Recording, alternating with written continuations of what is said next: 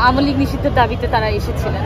তো আমি বলবো যে আমরা এটা আপাতত প্রসেসিংয়ের মধ্যে আছে, বাট কার্যক্রম কার্যক্রম নিষিদ্ধ হয়েছে, বাট আওয়ামী লীগ খুব দ্রুতই নিষিদ্ধ হয়ে যাবে আশা করছি।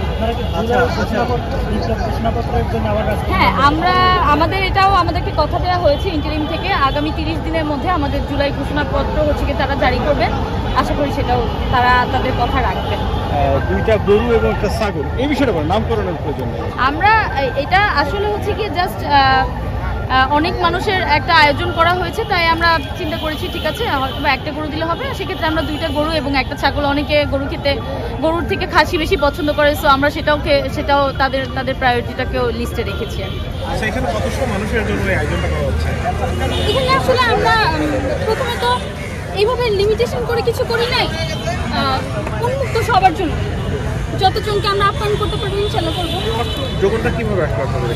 এটা হচ্ছে আমাদের প্রাইভেটের যে একটা প্ল্যাটফর্ম পুনা আর জুলাই রেভলিউশন, এই দুটার একসাথে যৌথ একটা সংগঠন রয়েছে। আপনারা কেন এই সংগঠনে এত আগ্রহী, এত এখন পর্যন্ত কিন্তু আমি পুনামের একজন সদস্য, এখন পর্যন্ত কিন্তু আমাদের প্ল্যাটফর্মটা অরাজনৈতিক, এটা জাস্ট একটা প্রাইভেটের প্ল্যাটফর্ম যেখান থেকে আমরা যৌক্তিক কোনো কথা বলতে পারবো।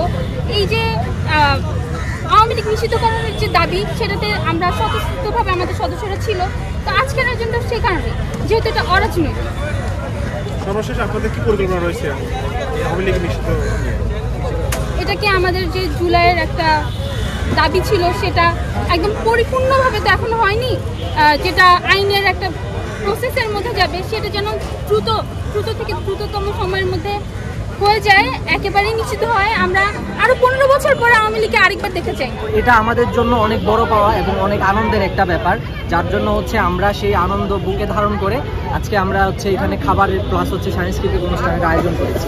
আমরা মনে করি যে আমরা 24-এ যারা আন্দোলন করেছি এবং সেই ছাত্র জনতা সবাই মিলে যতদিন পর্যন্ত আমরা আছি এই দেশে, ততদিন পর্যন্ত সেই ফ্যাসিস্ট হাসিনাকে এই দেশে আর আমরা দেখতে চাই না, এবং যদি কোনো ষড়যন্ত্রের মাধ্যমে এই দেশে তাকে আবারও পুনরায় ফেরত আনা মতো ষড়যন্ত্র করা হয়, তাহলে আমরা ছাত্র জনতা সবাই মিলে রুখে দিব।